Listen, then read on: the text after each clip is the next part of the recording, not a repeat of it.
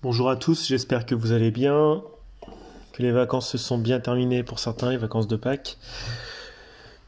Donc j'ai pas fait d'édito depuis un certain temps parce que je suis un peu sous l'eau au niveau du boulot comme pas mal de gens.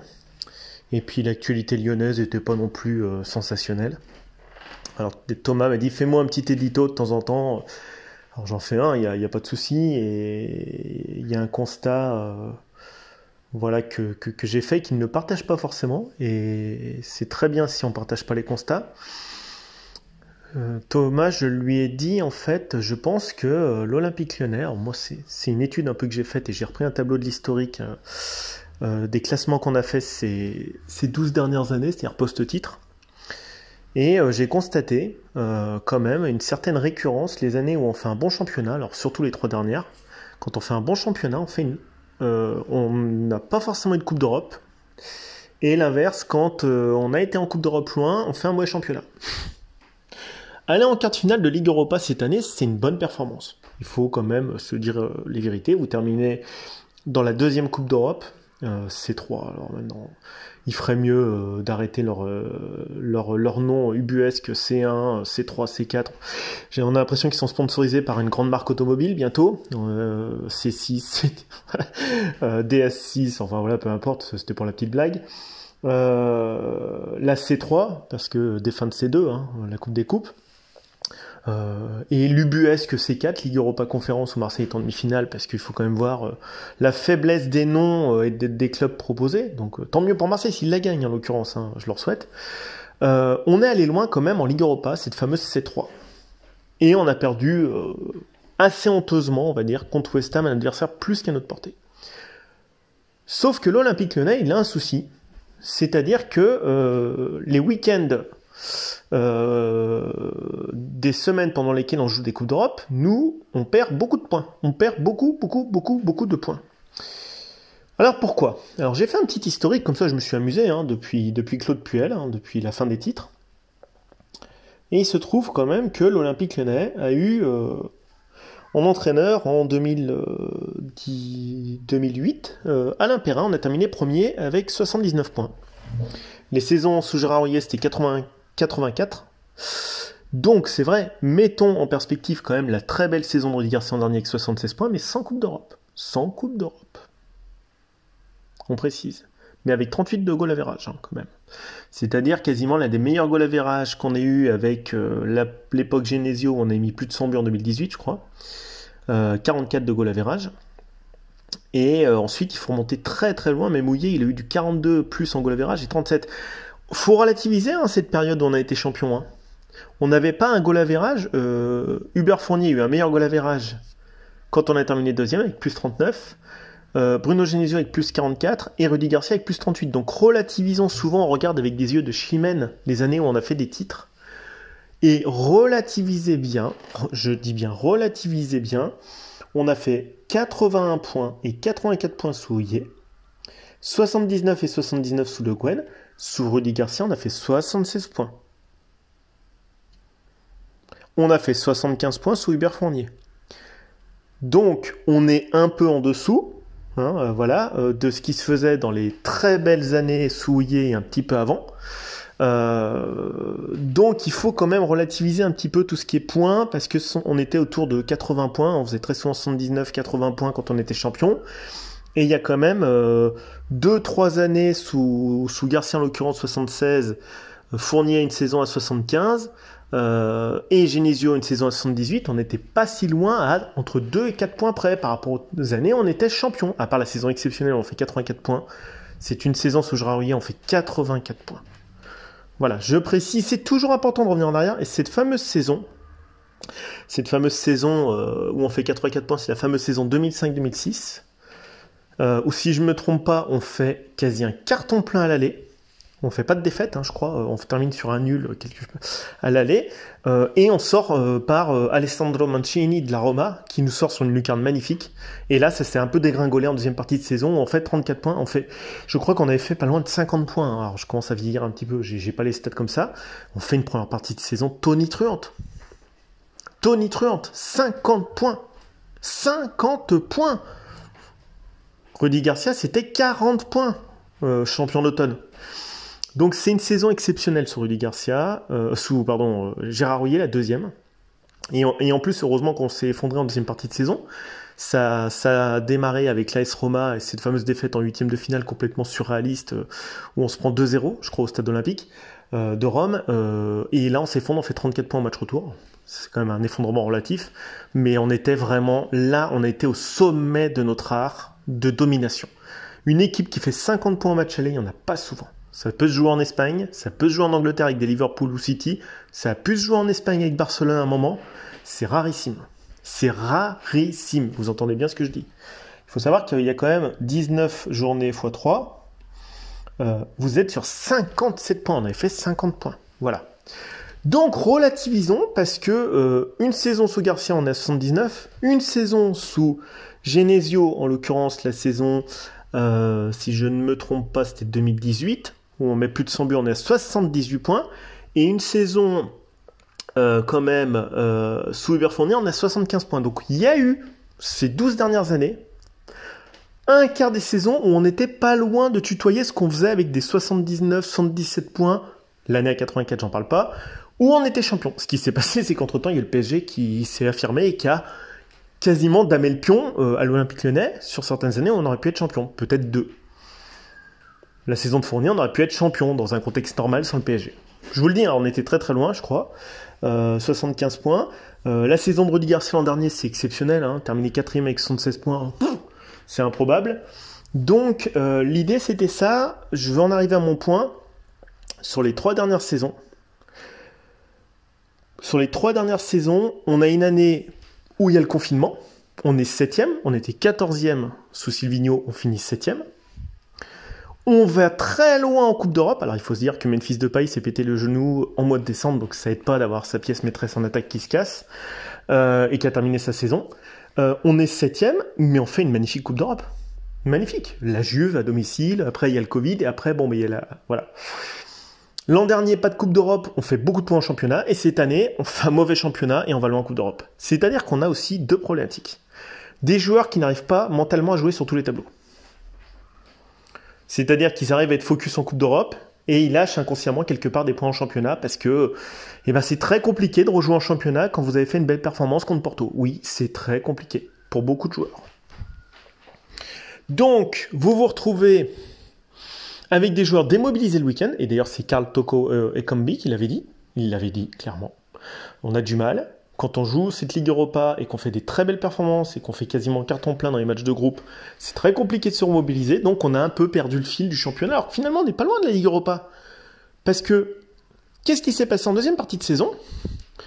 Jean-Michel Aulas, on le connaît, il a remobilisé tout le monde en janvier, il a menacé clairement Peter Bosz en disant « c'est fini, si on fait les comptes après Lille, dans un mois et demi, et si ça va pas, on vire Peter Bosz ». Clairement, c'est ce qu'il avait dit à l'époque. Hein.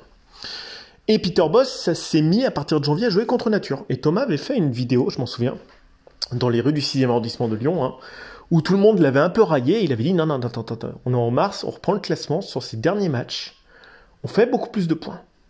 Et c'est à partir du moment où Bosz a laissé tomber sa philosophie ultra-offensive, et de pressing et ultra-offensive, qu'on a commencé à faire des points.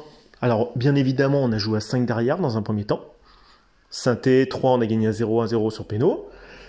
Ensuite, on fait un nul contre le PSG, et c'est vrai que faire un nul contre le PSG avec Mbappé qui fait 2 fois les poteaux, c'est bon à prendre. On gagne 2-1 contre Marseille, et là, on a relancé la dynamique. Alors après, on s'effondre, après on gagne Nice, on s'effondre contre Monaco, on gagne Nice. Mais c'est reparti, la dynamique de points a été réenclenchée en deuxième partie de saison. Oui. Parce que Bosz a laissé tomber sa philosophie d'Eurodivisie et de Bundesliga qui ne correspond pas à la Ligue 1. Le problème, c'est qu'à un moment donné, Thomas dit « Peter Bosz ne s'adapte pas à la Ligue 1. Ne s'adapte pas aux joueurs. » C'est ce que pensait Thomas depuis très longtemps. Moi, je pense que Peter Bosz ne s'est pas adapté à la Ligue 1. La Ligue 1, on connaît le football de Ligue 1. C'est un jeu de transition très rapide, de contre-attaque. Avec des joueurs véloces, assez doués techniquement, qui frappent bien au but. Vous pouvez vous retrouver avec des attaquants quand même doués, forts physiquement, et vous retrouvez mené 1-0 et à courir après le score et à prendre un deuxième contre. La philosophie développée par Peter Bosz, très rapidement, on l'a vu dans les matchs amicaux, contre Villarreal, Porto ou le Sporting, on s'est retrouvé très vite à prendre une charrette de but, parce que c'est inconcevable. Inconcevable, ce qu'il a proposé. Donc très vite, on s'est retrouvé à perdre des points parce que le mec, il était... Mais ça, c'est beaucoup les Néerlandais qui font ça, c'est pas à vous que je vais l'apprendre.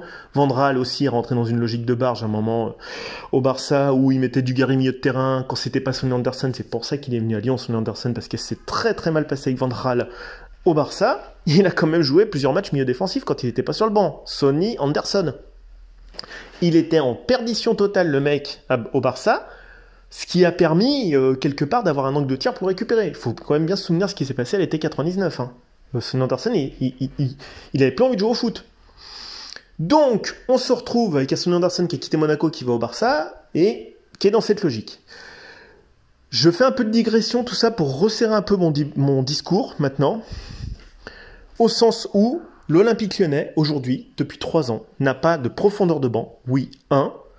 2, n'arrive pas à avoir les joueurs mobilisés suffisamment pour jouer sur tous les tableaux.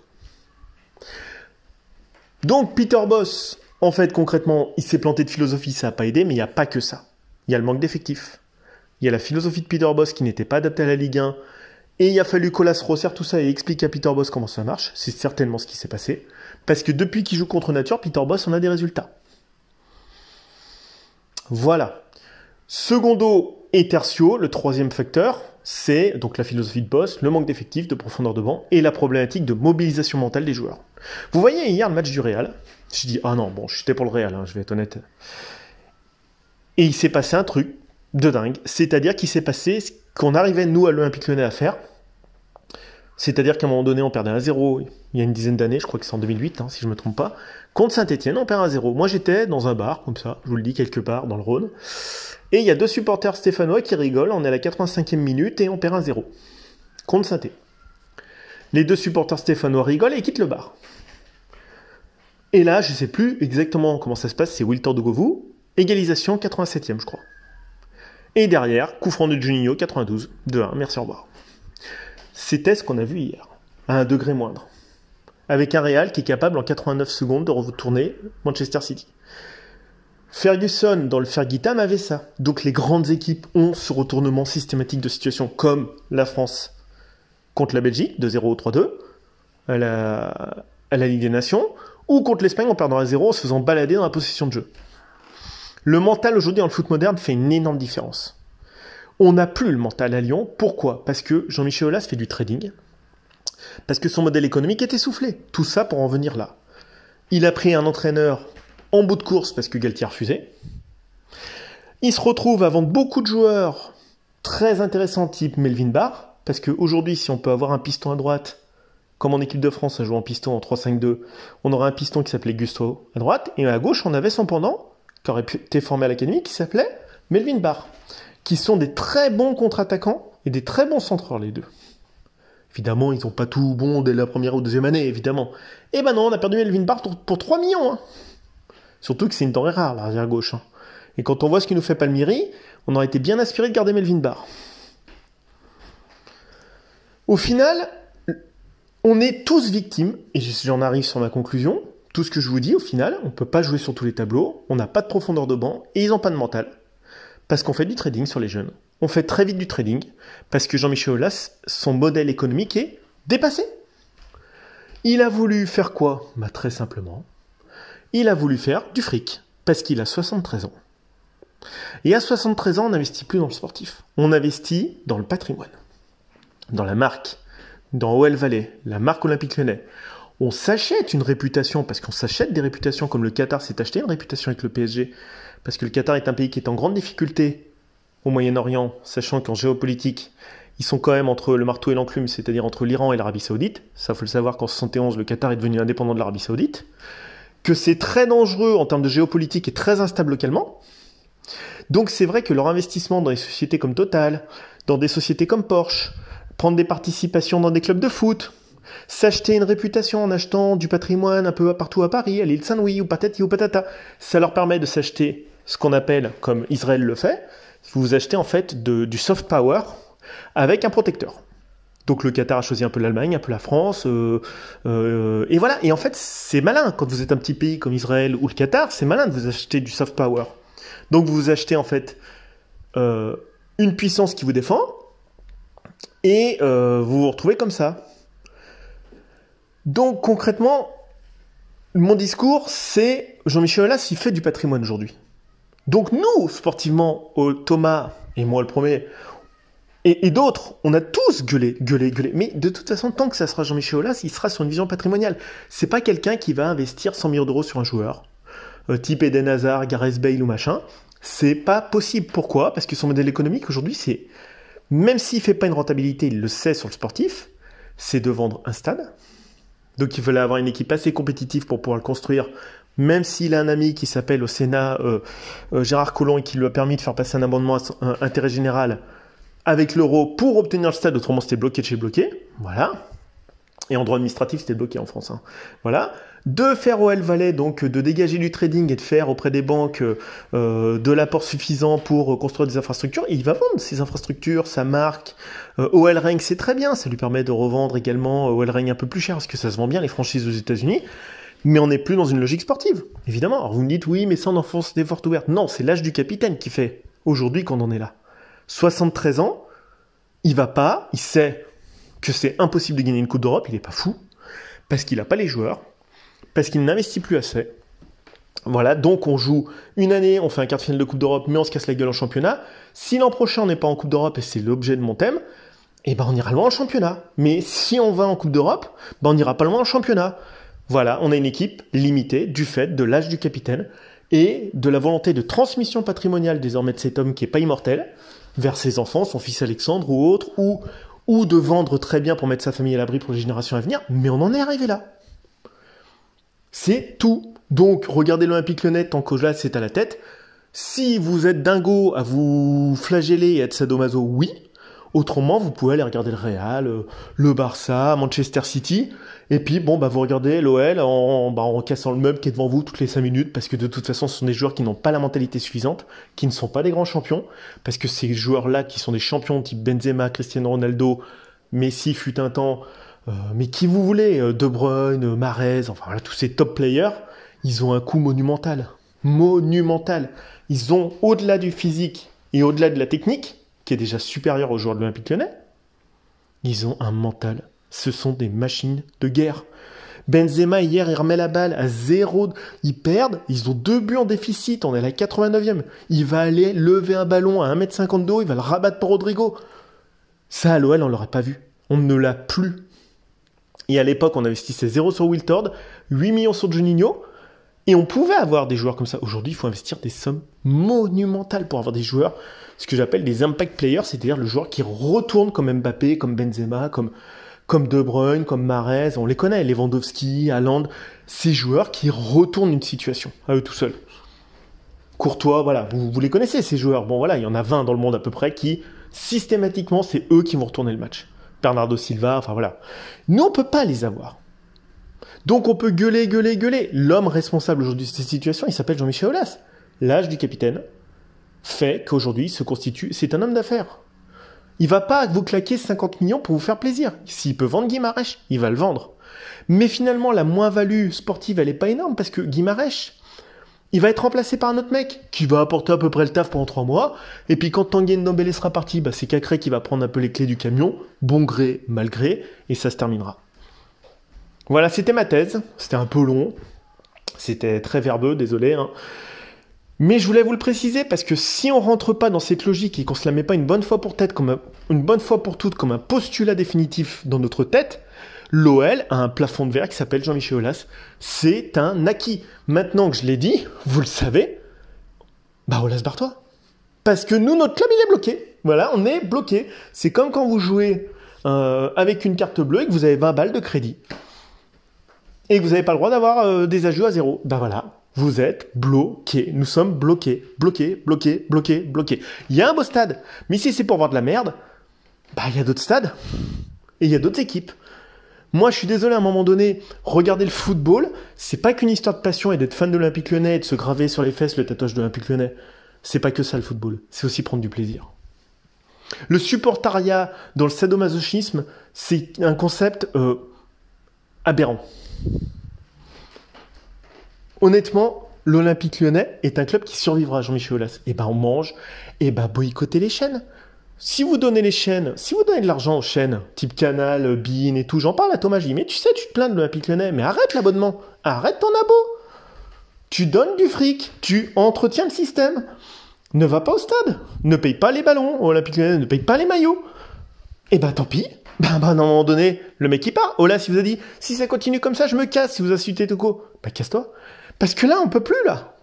Ton système de faire du fric pour la famille Olas, c'est que pour toi et ta famille désormais. Sauf qu'il y a des millions de gens qui supportent l'OL qu'on aura le cul. Voilà. C'est une vérité. Après, bien grand en effet, il a développé son club. C'est son argent à 40%. C'est vrai. C'est vrai. C'est son fric. Mais c'est aussi mon club en attendant. Et c'est aussi notre club. Donc il y a une dichotomie. Et c'est assez intenable. Il fait le grand écart Jean-Michel Aulas entre d'un côté son patrimoine, son fric et défendre sa famille. Et ça se comprend. Parce que c'est une vision capitalistique, un club de foot. Et d'un autre côté, les supporters qui disent « Putain, il y a un plafond de verre, on n'en peut plus ». Donc c'est intenable. C'est injouable. Voilà, je vous ai fait 20 minutes. Quand vous avez compris ce postulat et cette dichotomie, bah vous avez tout compris. Donc bon, moi je regarde d'un œil l'Olympique Lyonnais, comme ça, comme ça, comme ça. Je ne dépense pas 1 euro. Vous n'êtes pas obligé de faire pareil, moi je le fais. Mais j'ai dit à Thomas, bah fais pareil. Arrête tes abos, tu payes l'OL. Si tu râles, tu entretiens le système.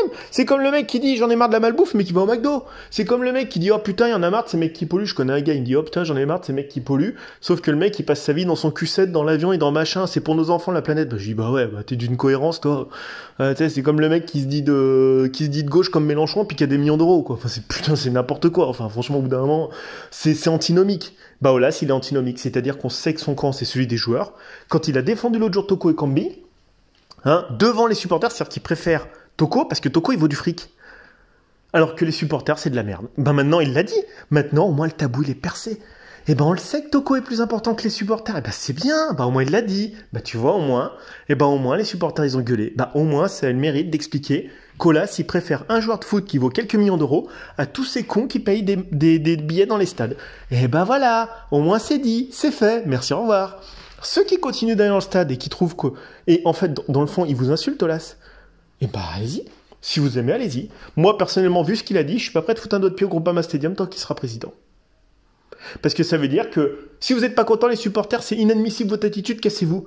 Bah ouais, excuse-moi, un joueur qui se fout de la gueule du club depuis quelques temps et qui fait chut comme ça aux supporters, ben excuse-moi, c'est normal qu'il se fasse siffler par les supporters. Et ben à un moment donné, bah Olas il dit bah non, Toko il est plus important que tous ces 50 000 mecs qui le sifflent. Bon, bah ça veut tout dire. Quand un président commence à dire ça aux supporters, c'est que Thomas avait raison. Les supporters sont inférieurs aux joueurs. Donc, parce que Toko, il vaut de l'argent. Et dans la vision d'Olas, c'est dommage. Olas, c'est le fric. Olas, c'est pas le cœur. Voilà. Mais sauf que le football, c'est pas que du fric. C'est aussi jouer avec un écusson et taper dessus, comme les joueurs du Real le faisaient hier un petit peu. On sait pourquoi on se bat pour le maillot aussi à un moment donné. Et c'est pour ça que les joueurs ne se battent pas pour le maillot, parce qu'ils savent qu'on a un président qui passe le fric avant le maillot. Voilà. Et bah c'est tout ce que j'avais à vous dire. Donc voilà à peu près où j'en suis de mon raisonnement. Donc quand l'autre jour Antoine de Madagascar me dit « Mais Antoine, il a l'air d'être passé à autre chose, l'autre Antoine des Éditos. » Bah ouais, je suis déjà passé à l'après-Olas. Moi j'attends. Je suis comme ça, j'attends sur mon banc comme Godot, comme on disait, waiting for Godot, en attendant Godot de Samuel Beckett. J'attends. J'attends que mon Seigneur veuille bien délaisser son trône. Allez, bonne journée.